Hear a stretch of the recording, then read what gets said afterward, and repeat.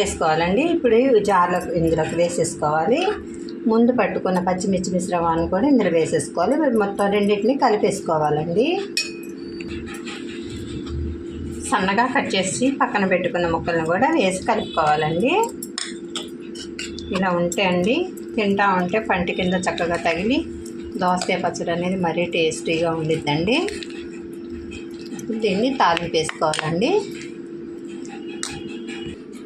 Stove వెలిగించుకొని pan పెట్టుకొని 1 table spoon oil వేసుకోవాలి. ఇందులోనికి 1 టేబుల్ స్పూను ఆవాలు, 1 టేబుల్ స్పూను మినప్పప్పు,